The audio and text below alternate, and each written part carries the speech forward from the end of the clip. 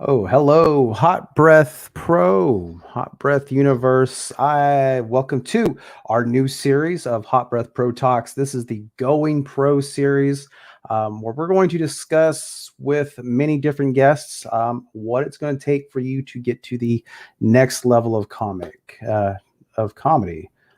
Going from those open mics and the bar shows and everything that comes with it to that next level, whether you're looking to hit the road or you're just not sure which avenue to take. We're going to discuss that during this series. Our first guest in the series, he is an agent based out of Charlotte, North Carolina.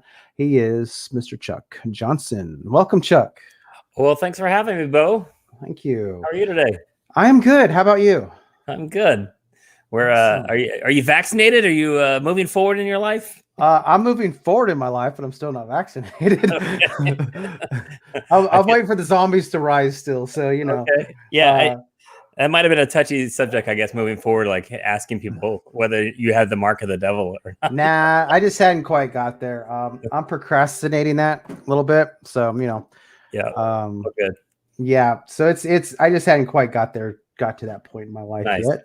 Yeah, but I think it's even weird because even today I went out to lunch and I thought you didn't have to wear a mask. And even though I've been vaccinated and no, you have to wear a mask. And like, oh, I think it's like you don't have to wear it, or you have to wear it in schools and in restaurants.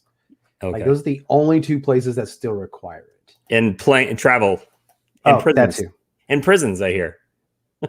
Prisons was on the list. I saw that. Okay. Wow. This has nothing to do with comedy. Okay, we can move on. Wow. You know what? There's some good comedy in that. I'm really sure there is. Oh, absolutely.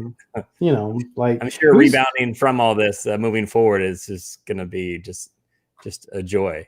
Well, I think that I have a family member that's in prison and it got crazy in there with the with COVID. So one visitor brought it in and that was it. Crazy. That was it. Just took one visitor. So spread like wildfire. Nice. Yeah, he ended up going into the infirmary and dealing and having to battle it and all that other stuff. And so it's been rough. But so the reason why we're here, so tell us about your agency. Well, my company is called Summit Comedy. And I guess next month it'll be, let's see, what is it? 23 years old, I think. I've lost count. It's kind of like a marriage where you're like, it really doesn't matter in the dates anymore. I mean, you're together. So I'm married to Summit Comedy and my wife. So 23 years doing this. If you know the Comedy Zone chain, I started with them back in '95. That was my first job out of college. I got a job as Carrot Top's college agent, one of the college agents for Scott Thompson there. He used to live in Charlotte, North Carolina, so it was a good transition for me to come right out of college, and they wanted a younger agent to help book him in the college market. So I did that for a little bit. Scott's star was rising. And he had moved on, and me and Brian Heffron at the Comedy Zone started booking all the comedy clubs and such. And it was, again, a natural progression. And then they actually let me go because I think the Carrot Top money dried up, and they asked me to leave. So I was 26 years old, and I said, hey, I really like this comedy thing. And so I started Summit Comedy. So been doing it ever since. It's been my bread and butter. So yeah.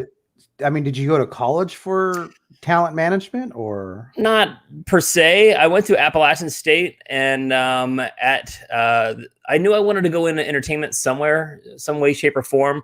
I fell into comedy as a sidestep because music is my biggest love and passion. I wanted to kind of work with bands and such, and I got into the campus activities board at App State and started booking all the entertainment for the school.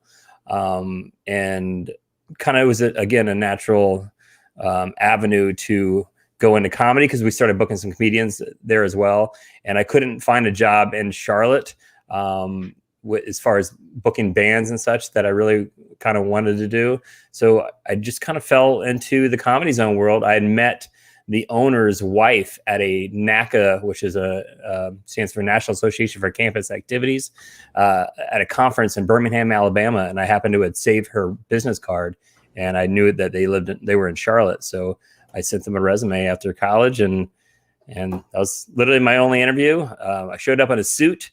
The owner was wearing flip flops and t-shirt and shorts, and got the job, and I guess here I am today. So yeah, I kind of, I don't think, I mean, I'm sure there are some kind of schools that offer talent management and booking degrees and such, but definitely not App State. I always would joke with my parents at the time saying I didn't need the college degree to do what I'm doing, but I needed to go to college, because that's kind of how I got into the entertainment avenue that way. So yeah, it was just by luck, I guess. And wow, I'll honestly, I never knew there was a degree in talent management.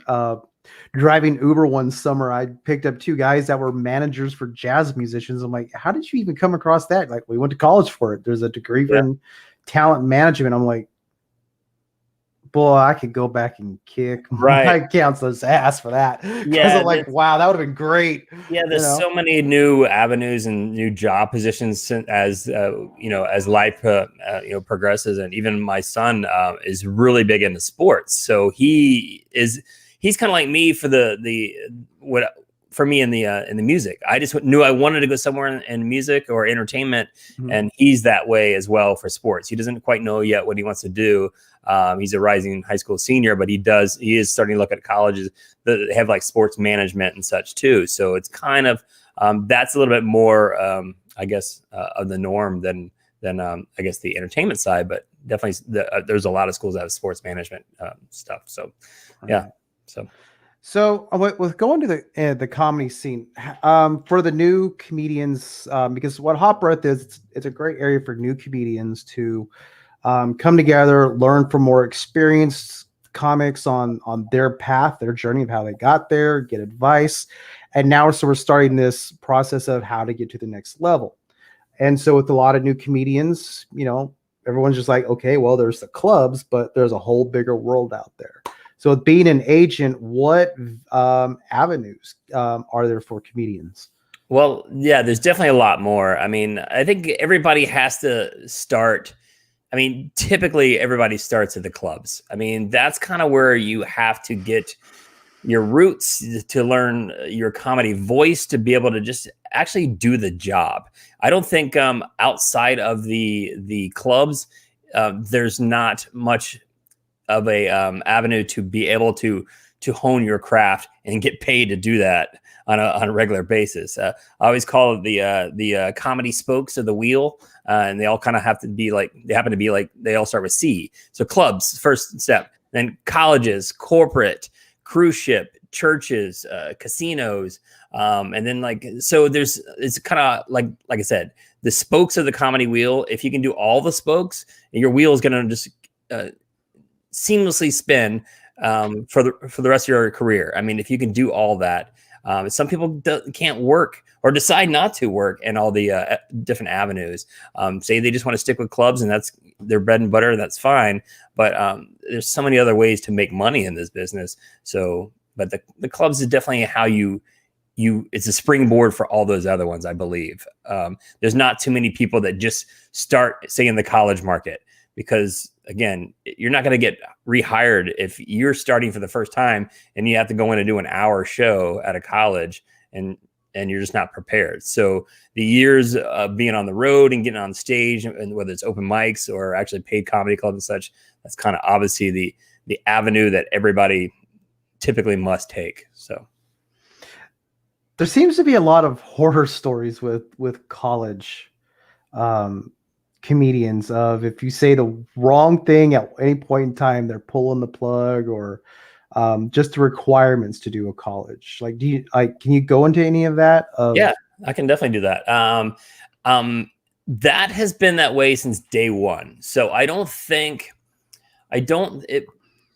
it hasn't changed too much. I definitely think it's more of a spotlight on that issue with this PC cancel culture that's going on, more so over the last couple of years. I know it might have been like 6 years now that Seinfeld really put a spotlight on it, saying that he didn't work colleges anymore because you have to be too PC and such. And I thought that was a load of bullshit. And because first off, I think he just wanted to get in the news because he was always a clean comedian. So it didn't even sound right coming out of his mouth to put, that aspect. Chris Rock did that, and it had a little bit more validity to it just because obviously he is a more edgy comedian and talks, not a clean corporate comedian like Seinfeld is. So I think it just depends on the school. I mean, there are definitely schools out there even today that go, no, we don't give a shit. Just be funny. Just do you. And, and they are kind of an open, door, leaning towards that art form of, hey, it's free speech. You can say whatever you want. But obviously there are some that lean more to, hey, we need somebody squeaky clean.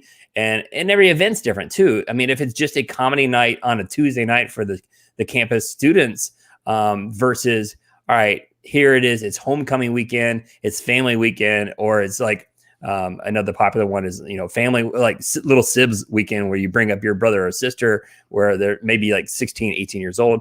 And obviously they don't want to pull back the comedy curtain of somebody like, that's just going to be so risque. And they go, what the fuck? And then they start, right. Can I cuss? Or yeah, you're fine. All right. Should have asked before.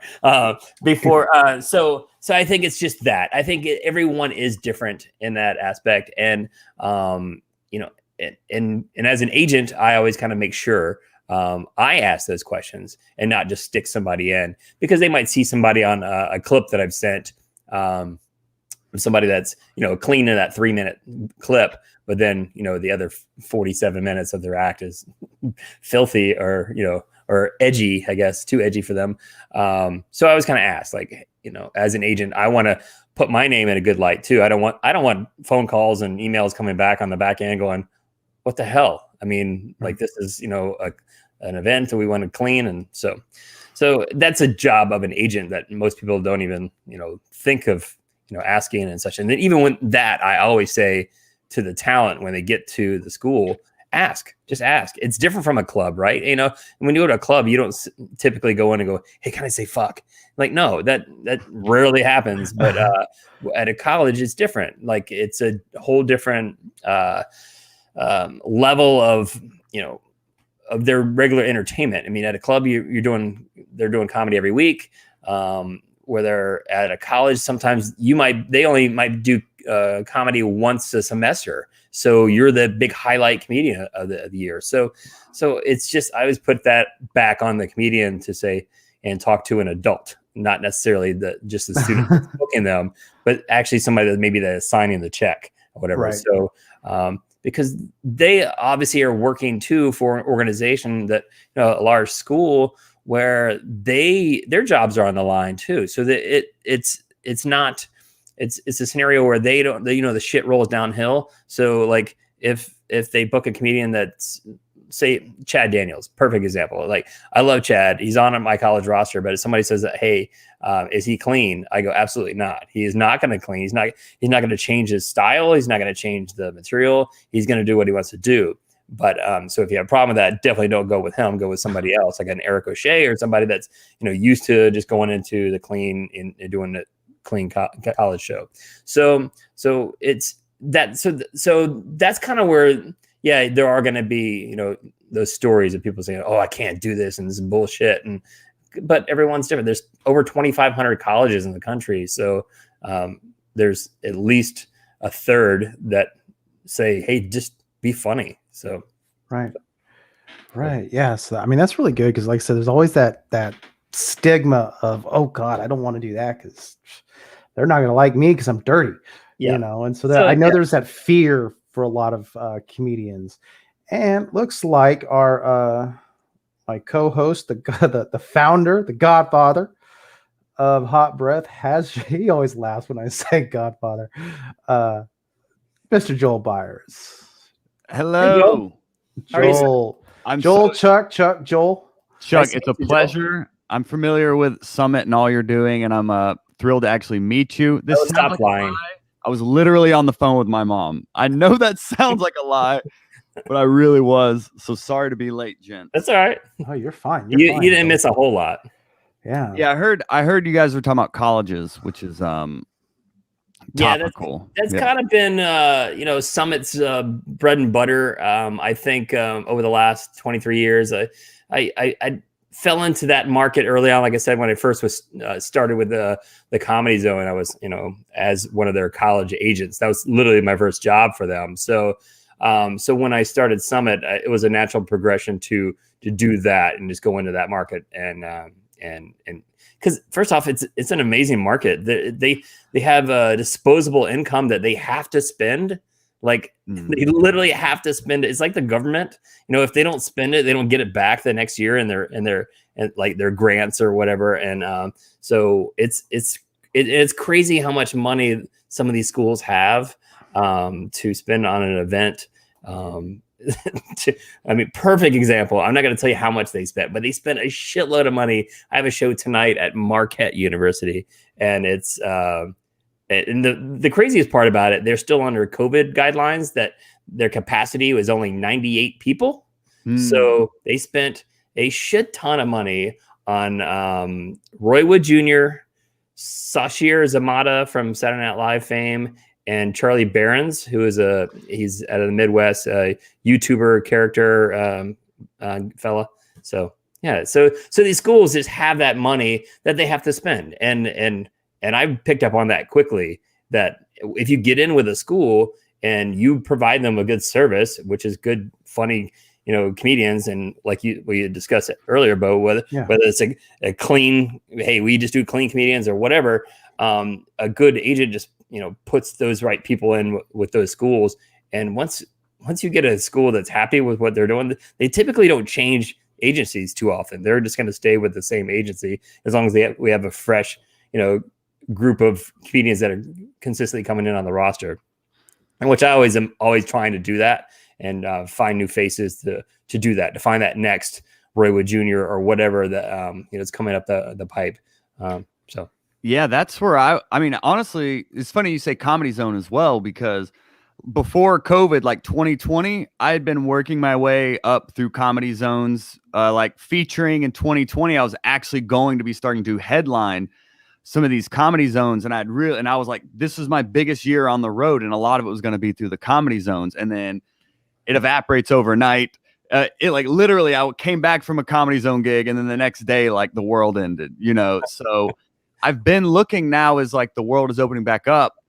I am looking at like Comedy Zones are great stage time, great repetition, but driving 6 hours for a couple $100 versus like maybe, driving just as far for a college that could be a couple grand instead. Right. I have been starting to focus my attention on like, okay, the college market, the corporate world, like what does the entry into that look like, Yeah. Yeah. Well, it's funny how you can do the same set sometimes if you have a tight set where you can do it at all those venues, and you look at say a club making $200 on a Tuesday, you do the same set on Wednesday at a college and make $2,000, and then you do the same thing for a corporate the next day and make $10,000. And you haven't changed the material, but it's just the demand and what they're looking to spend, right? So yeah. So really, go ahead, Bo. So really, like the biggest thing, if you are trying to get into all the venues, one of the things we hear a lot as younger comedians is just be clean all around, and you can get into everywhere. Do you find that to be right? I mean, I've done this kind of interview like a million times over the last 23 years, and like I always say this one line. I said I've been booking a shit ton of shows since then. I have never had one person call me the next day and go, that comedian was too clean. But you know how many times I've gotten that other response? Holy shit. Like a lot. So there's never, ever been a time they've said, just too clean. Like, yeah, it's never happened and never will. So does that, I mean, I'm never going to tell a comedian to say, hey, just be clean and hey, you should write clean or whatever. And it's kind of like, hey, you do you, boo. I mean, the fact is, I mentioned at the beginning, like all the spokes of the comedy wheel that you can, go into, the churches, the corporates, the, cruise ships, all of those you need to be clean for. So why wouldn't you at least try that? I mean, just from a business model itself, I mean, if I were a comedian, that's what I would do. I would try to focus like, hey, how can I maximize my percentage return of investment of me doing all this time on the road? It would just be that working clean and such. And I get it. Some of my favorite comedians are dirty, and Jeselnik, Anthony Jeselnik is literally one of my favorites. And I'm like, can that guy go into any of those comedy spokes? No. I mean, like, he's pretty much kind of paved his path, but those are the exceptions, right? I mean, I don't think Chris Rock's getting hired for too many corporate events either, but he's worked it out to where he's, obviously on his path and doing well. But so again, as far as the everyday comedian, why wouldn't you do that? I mean, that's my advice, and it's always been that way. So. Joel? Yeah, I was saying Bob Kirk had another question. Yeah, I didn't get.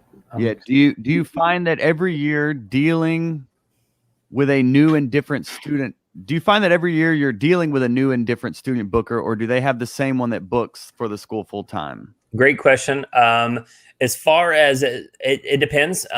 Sometimes I'm dealing directly with the campus activities director, the student activities director, and those typically stay around for a while. I mean, there's guys that, especially in the Midwest, there's some of those Wisconsin schools and such that I've been dealing with for 20 plus years. So they just know, and even when it's a student run where like, hey, that the director is just really just signing the contracts and such, and they let the campus activities board do all of the cherry picking of the talent, which does happen a lot. And in that case, I think it still falls under the same business model of the repeat customers are going to come because you've given them a good service.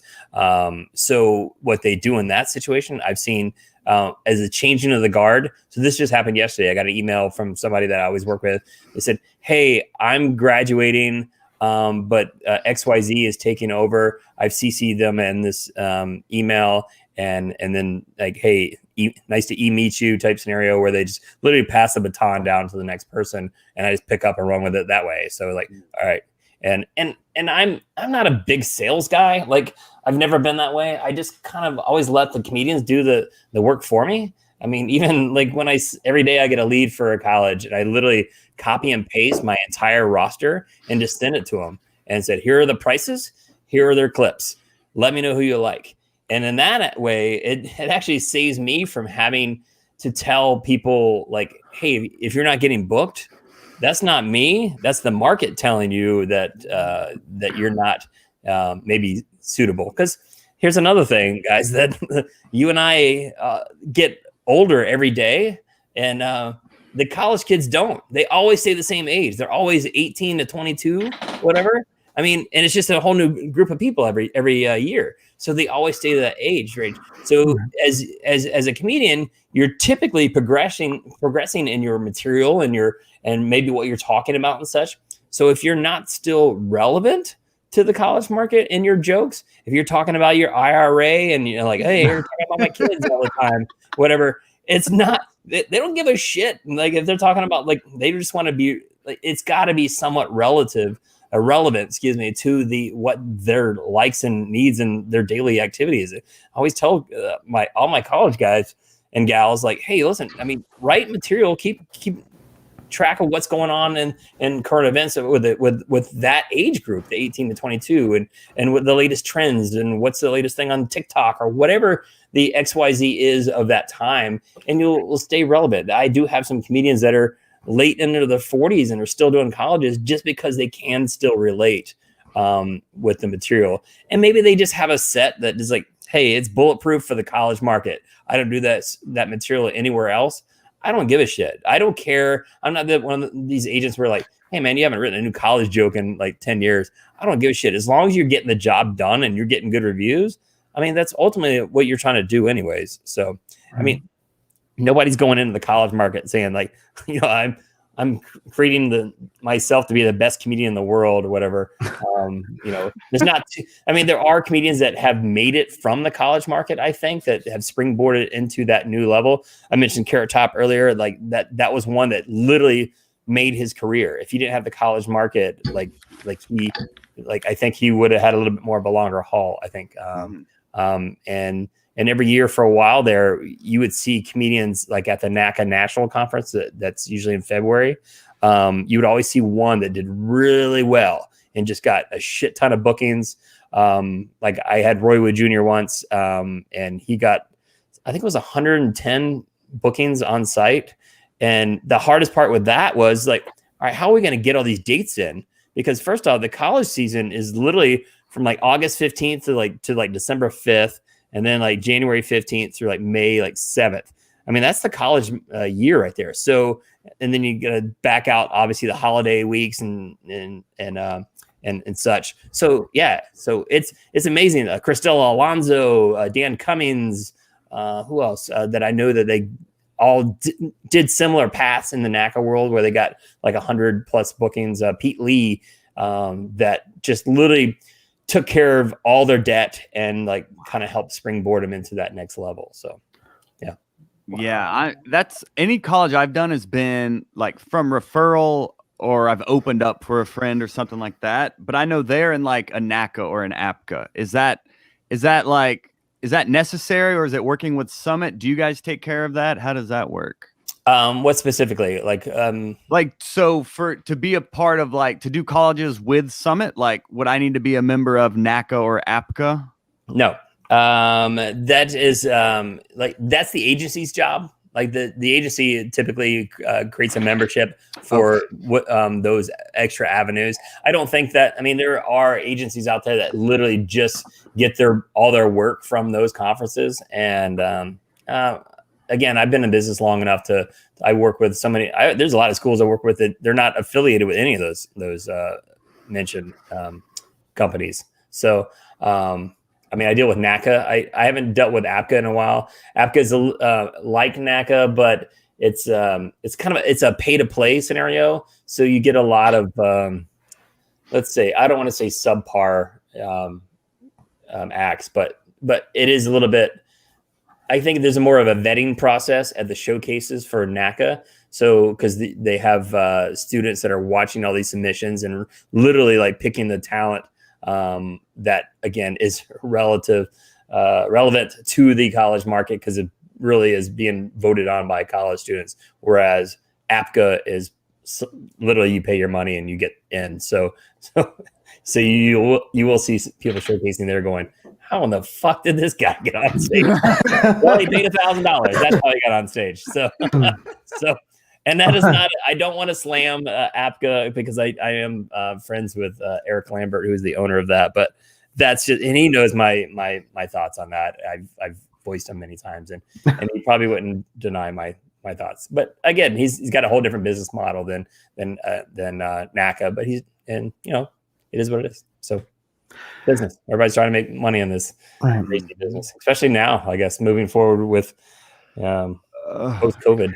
Amen. So comedians that are like young comedians moving up in the up the ladder, at what point should they actually consider, okay, now it's time for me to get an agent? Okay. Well, it depends on what agent you're looking for. Again, if you were just focusing on, say, the corporate or whatever, as far as looking for an agent that across the board, say like from like ICM or William Morris or whatever, I think in that point, I think they'll find you.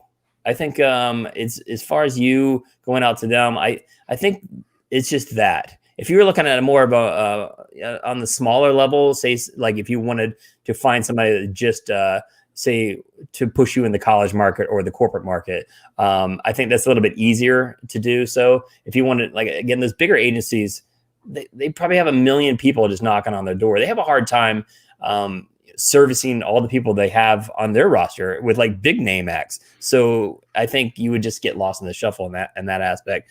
As far as me specifically, I mean, again, I can only speak for myself. What I'm looking for I don't book any clubs these days. Just because a lot of headaches with some of these business owners with clubs and such. I've kind of phased myself out of that a while ago. There's some I work with, and there's a couple of shows that I individually promote just for fun. But the cruise ship market, the corporate market, and the college market is kind of where I kind of focus on. And again, on those three, they're all different. The cruise ship market, you might have, you need to do 3 30-minute sets completely clean, whatever, and you can't do any material differently or whatever. So there's that. So if you want to go in the cruise market, you need 90 minutes of clean, material. And that's really, you need probably, 3 hours, because if you're just doing that, I always say this too, like the college market, I book every one of my shows at a minimum of 50 minutes. And sometimes they counter and say, hey, we need a 60-minute show. And that's fine. And it's usually just yourself, just one comedian. 90% of the shows I book is just for the college market is one comedian doing like an hour. So if you just have an hour, you really need more than that, because like if it's not going well and you start pandering and you're doing what I call the tater tot lunch show, like at University of Bumfuck at 12 o'clock in a cafeteria, you need more than 60 minutes, because you will blow through that 60 minutes faster than you've ever like done it before in your life. And you're like, oh shit, I've done my entire act and I've got 17 minutes left. That is a long time to kill. When you have somebody in the back looking at their watch going, you're contracted for 60.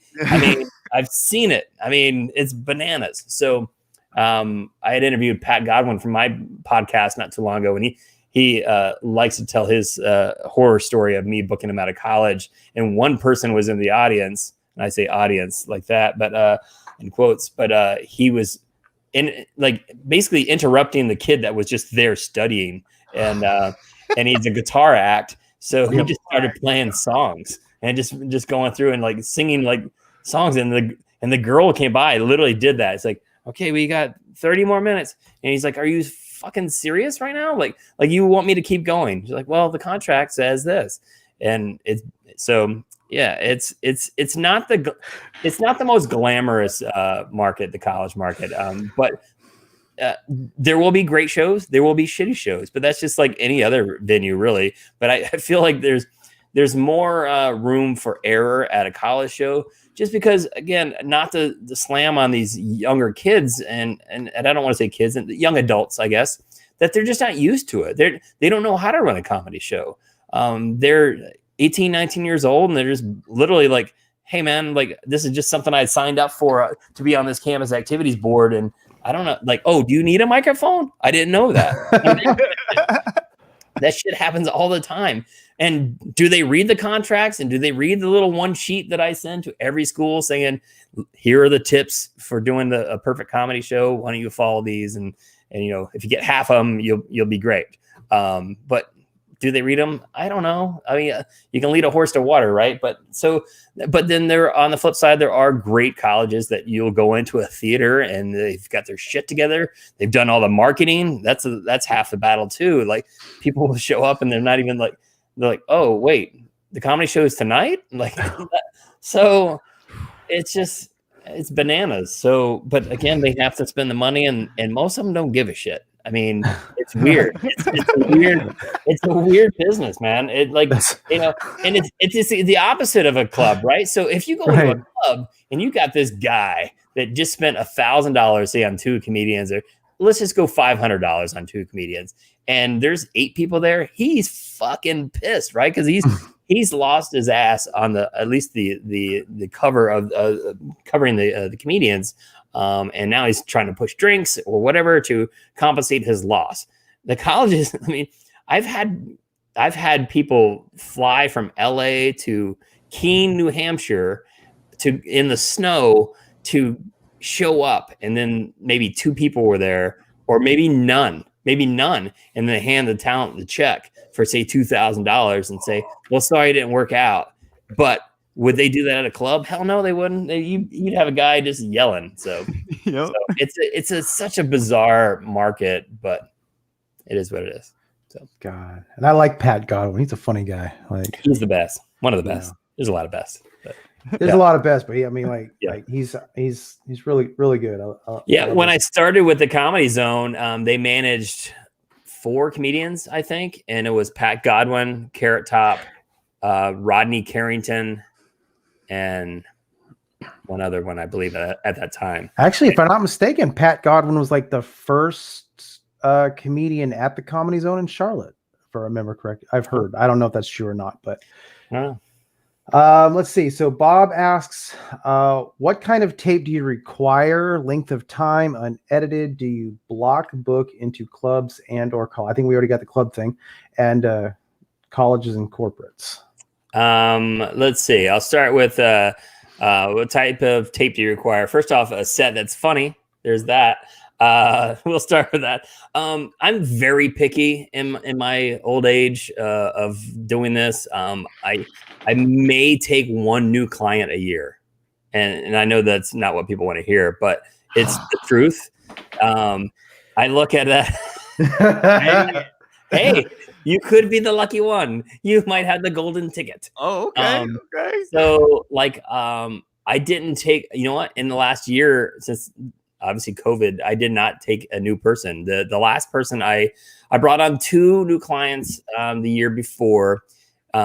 Jasmine Ellis out of originally Austin, but now she's in LA, and Cam Bertrand out of Tampa.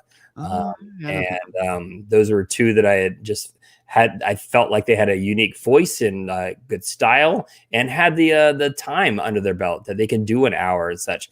So when I'm looking and recruiting for new positions for, say, the college market, I usually watch about 5 to 7 minutes of somebody, and I can immediately tell you right then whether or not they're even potentially going to make it in that market. Once I see that, then I start peeling back other layers. I start going to, I do research on my own. I will go to YouTube and watch all the videos I can find on said person to see other material, see if they have it, whether or not, because sometimes you'll see that same 7-minute set and like on 12 different videos on YouTube. And I'm like, all right, well, this guy or gal probably doesn't have a whole lot of extra time. But if I do go to that next level and start seeing more stuff of what I like, that's when I go, okay, time to do your homework and get me a full length set. And that's the next crossing the finish line is for me is seeing your full hour. And I rarely get to that point. Like I said, I'm just very picky. But when those 2 people I just mentioned to you, they'll tell you, like, they're probably like, what the hell is this guy keep asking me more shit, right? But this is my job. Like, this is my name, and it's just me. So like I feel like everything revolves around like how I put my business name out there and such. And I want everybody to be a slam dunk on my roster, because it just helps everybody else out. Like I mentioned before, it just trickles down. If you find out that you know they love this comedian, they're going to rebook another person. Like, hey, who else you got? So it's just that. I think it's the whole rising tide raises all ships. So I've always kind of had that mentality of the people that are on my roster, and so that's kind of how it works. And again, going back to the usually when I bring on somebody new, I let somebody go. So it's that whole keeping it fresh. And to steal a line from a previous employee of mine, that she said, like, we need to have this whole rotation thing in line. And she had mentioned the analogy of wouldn't wear another, if she found a sweater in her closet that she hasn't worn in a year, why in the fuck is that sweater in there? It's just taking up space. Don't have it in there just because. So that's kind of in the line with a lot of my comedians. I'm very transparent and say, you don't want to be the sweater. So, I mean, I just had this conversation with somebody, and he was asking why he wasn't getting much work. And I was like, hey man, you're becoming a sweater. I mean, whether the sweater is like, you haven't given me a new reel to promote you for and to try to get you bookings in 5 years, whatever, the material again gets outdated or whatever. So you have to stay fresh and stay, again, you gotta earn your spot. So you can't just coast. So Stagnant is death, is what I say in this market. So I was gonna say Joel will be sending you the link to his comedy special. Oh, here we go. I would love to see it. The Trophy Husband out now. Yes. Joel, do you live in Charlotte too, or where are you based? I'm in Atlanta. Oh, Atlanta. Okay. Have we met? You look very familiar. But besides, I've watched some of your clips, your podcast clips. I have. So. Oh, well, thanks. Yeah, no, I don't think we've officially met, but I've definitely been aware of you. I feel like I've seen you at the Marshall's festival down there. Yeah, I've definitely been part of Laughing Skull and a lot of what they've done. Yeah. Very cool. I hope those come back. Those are fun. I do too. Yeah, those are great festivals. The Atlanta comedy scene is crazy too. There's just so many great shows down here. Yeah, what's the other one in Atlanta? Red something. Red Play. Yeah, they just announced their dates yesterday. I saw. They did. I saw that as well. Yeah, they're accepting submissions now. So that's another good festival in the city. Yeah, I haven't done that one, but yeah, I get recruited a lot to come in as the college booking expert because there's not a lot of me out there. Which again, I'll I'll take my role seriously, and I enjoy going to the festivals and hanging out with people and interacting with comedians and giving them my 2 cents, whether or not it's worth 2 cents or.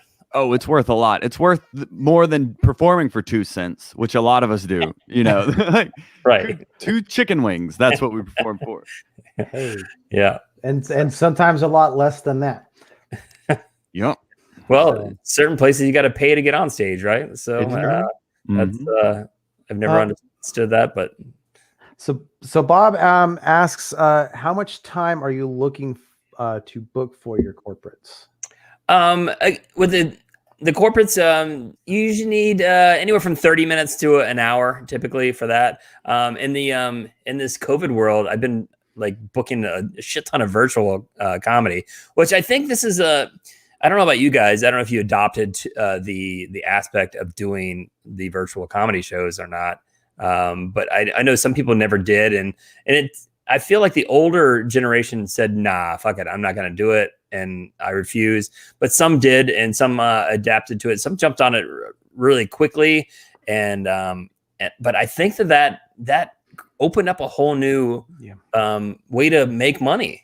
I think that I don't think the virtual comedy is ever going to go away, especially for the corporate market. I think the corporate market has created that new spot where, hey, we just want to brain break whatever. We can get our entire company together to, just do a show at noon and such, instead of hiring somebody to come in and do that. I've been booking a shit ton of those, and again, I like those. First off, I always get the money up front for virtual shows, so the comedians don't have to travel. First off, there's that whole, as an agent, you like, even right now, like I think in 15 minutes is that show that I have at Marquette University that starts. And I'm like, just kind of look at the phone too. I'm like always worrying, like, make sure everybody gets there. Right. So they're actually traveling to this. So that's, you're always at the mercy of the elements of illness, traffic, whatever, like insert problem here in virtual land. I mean, how hard is it to turn on your laptop and click on the link, or whatever? So I really, like, as much as I was against it, probably the first 6 weeks where I was like, oh shit, my business is going to go out of business and the world is crumbling around us. And I've adopted that, and I really kind of like it. getting lazy in my old age too. But are they still paying the same amount even for the virtual? Not the same, but I don't drastically lower it. I know there's a lot of agents that were like, again, trying to stay afloat, I guess. And like, oh shit, we got, I've seen some of even the college market where they'll do like 5 comedians for this much money. And I'm like, I did a 30% across the board reduction. That's how I did it. And I tried to get, again, some of my other agent friends in the market and say, hey, this is what I'm doing. Cause I didn't want to devalue them. And then I didn't want to hurt myself on the back end. Again, I'm pretty business savvy in that aspect. I didn't want to have to explain to myself a year later, now that moving forward, say like this August when we start booking live events, you're like, well, you're asking $3,000 for this comedian, but you you gave the virtual show for like 250 or 500. Those are the numbers I heard from some other people, and I'm like, nah. So I just did a flat rate of 30% reduction in the college market, just for that. And against it really almost came out to the same after the like travel and lodging sometimes for these comics to just turn on the laptop. So wow. Yeah, but, when I value my talent. I value I want to, you know, a good agent also takes care of his clientele on both sides. Mm-hmm. I'm just the mediator between I'm keeping the client happy as far as whoever's paying the check, paying the bill, and then obviously, and then on the back end of the talent who's doing the job. I mean, it's not brain surgery. I sell the jokes, they tell the jokes, and I mean it's pretty easy. Yeah, when I interviewed James P. Connolly, he was like, yeah, why wouldn't I do this? Like, I don't have to leave the house. I'm getting paid this money to tell jokes in front of a camera. Yeah. That's it. Why wouldn't I do this? Colin Moulton, he's at a great comic out of Savannah area, and he's like, I don't ever want to do live shows again. Like, that came out of his mouth. And he was, again, one of those early adopters. He created he had a shack out back that like he turned into literally a live podcast studio. Wow. He's got like backdrops on both different sides. So he has like I think he's got a green screen on one side and then actual kind of a fake brick wall on the other side. And he got 2 or 3 cameras, and he's got like a transition thing where you can go back and forth, and it's amazing. So again, those are the people that were early adopters and like, hey, we're going to make lemonade out of these COVID lemons and make it work. So, yeah. Wow. And you can also, another thing too, that when I say especially during certain times of the year, like in the college market, like August, the first weekend back to school is always the busiest. I'll make more money in those 2 weeks of August than I will make in any other month in the year.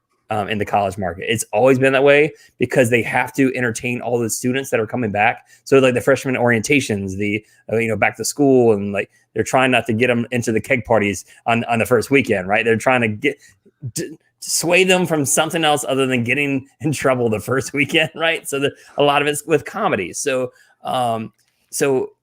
back in the day, you can only book one comedian for that one day. So last year during the fall COVID, I would have a comedian doing 5 shows in a day because I would just stagger them and doing 2 p.m., 3 p.m., whatever. So it worked out pretty well in that aspect. And the hardest part of that was just doing the as when I'm coordinating was doing the time zone math. Wow. You're like, wait, 5 p.m. Eastern, but they're West Coast, and just trying to make sure you didn't have anything overlapping. So again, that's another reason why I think the virtual aspect will never go away. It'll always be that option, save for that reason. Like, hey, the comedian you want live is not available because he or she is in Topeka, Kansas at this college or whatever. And like, we can offer a virtual show if you want to do that at a reduced rate. And they can do that from their hotel room. So very savvy. Yeah. So again, once I adopted, I was all in. But first 6 weeks or so, I was like, the end of the world. This is bullshit. I was like, I don't want to do this. I played golf like every day for like 6 weeks. I was like, okay, this is over. Oh, that's great. Yeah. Vanessa was asking, do you book headliners or features also? Very rare for features to come into the college market. Like I said, most of the comedians that are booked, they're just looking to check a box on their programming. So they're just going to book a headliner that come in and do 50 to 60 minutes, and they're quite content with that. I mean, they don't know the concept of MC feature headliner like a club would. They don't care. So most of the times in that aspect, it's just a solid headliner that's doing that full hour. So nice. Every now and then you do get a college that says, hey, what else can we do? And, and I'll suggest somebody new maybe. And that's a good time for me too. If say I've got my eye on somebody, there's a comedian that what's her name? I already forgot her name, but that I saw recently that I liked her. I was like, oh, she's got something. And I could tell she was a little green, but every now and then I'll work with somebody like that and say, hey, here's your homework. It might take you 2-3 years, but here's where I want you to get. So I kind of sent that to her, and she's like, oh, great, I'm going to do it. And I do have a hookup with a Dry Bar Comedy. So, and it's really hard to get a good tape these days, especially during this COVID bullshit. So she just filmed her Dry Bar last weekend. So, so that is a good way too for me to like, hey, get a good tape that helps me help you, and it's not just at a crowded bar scenario. So there's that, and so going back to the feature, if there's a school that says, hey, we want something else, and I might use her or somebody like her that I've got my eye on to get her feet wet in a couple of colleges and say, hey, why don't you go in and do 20 minutes? Because I know you don't have the hour yet, but like go in and do that, and and then I can judge too from the school whether or not he or she did well. And so, yep. Oh, that's great. Awesome. How many comics do you have on your roster? That's a good question. I typically try to stay around 30 or less. If you go to summitcomedy.com and on the left-hand side, it says college comedians. Those are all my clients. So you can see them all. And it's literally I'm fully transparent. I know a lot of people are like, well, what do you submit to get your NACA showcases and such? And they're like, well, they're right there on the website. So if you went to any of those videos, those are what I submit for people to get selected for the NACA showcases. So, because those are even a whole another ball of wax, like craziness that when this is pre-COVID, but when they were selecting showcase applications, they only watched 90 seconds. So when you're worried about like sending 7-10 minutes to a club booker or whatever, I mean, think about that. They're trying to get all your best foot forward in 90 seconds. That's what the college market does. By you submitting your fee and such, they're guaranteeing that only will watch 90 seconds. So if you also go back and look at some of those clips, you can see that most of those videos are edited almost right at that 90 seconds where it'll transition into another joke after that. So, and that's just years of experience of knowing how to do that. And I do have a broadcast production degree. So I am still using my degree in my little video editing world over here. So Hey, it paid off. Yeah, this is awesome. This Yeah. is very helpful. Get Yeah. joke pays the bills. Hey, and in this time, you got to pay the bills. Yep. Joel, Oh no, this was great. Yeah, thank you for doing this, Chuck. Yeah, This thank was you so absolutely. much. very helpful. Yeah. Yeah. Any Thank you other so much. Any other questions or comments, criticism? Yeah. I mean, that's no, never any criticism, but I mean, this is very helpful. I mean, like I said at the top, a lot of newer comics, they just don't know, where do I go next? What do I do next? Yeah, I mean, it's cliche to keep saying like just keep doing it, and you just get on stage. And I know it's gonna be so crowded, like everybody trying to get back into this now, like with different venues and such, and to just really just arm wrestle yourself for stage time. But it's honestly the only way to do it. There's the only way to get better is to keep doing it. So you always hear, you guys probably interview numerous comedians too, and they keep that have made it or up the ladder, and they will always just say the same thing, like just get on stage, keep writing, keep doing it. I mean, it's so cliche, but that's really the only way to do it. No, it's like the gym, right? Yeah, it's a comedy gym. You got to keep going to the stage, and that's your Gold's Gym, whatever stage that is, whether it's open mics or actually guest spots at clubs or whatever. Yeah, that's how you do it. So. Yeah, and I've been doing stand-up 11 years now, and there is like that part, but then there's the business side of it as well, that it's like some people are good at one and not the other, or vice versa. And like me, it's always been the grind, and now I'm like, oh well, maybe more than $200 would be nice to do, like So I've gotten tastes of the bigger gigs. All right, so I'll touch on that a little bit before we go. Like that's just it. You mentioned there's so many comedians that just don't have both sides of that coin. I mean, they don't have the business side, or you'll see some that have amazing business savvy, but just not the joke aspect of it.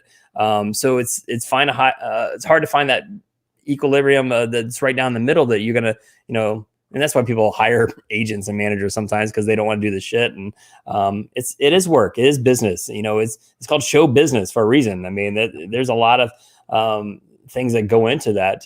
But know your self-worth too. Once you get to that level, like, you know, start asking for more money. I mean, that, like, all they can say is no, right? Like, if you go to a club or venue or whatever, say, hey, let me have 100% of the door. You get all the drinks or whatever.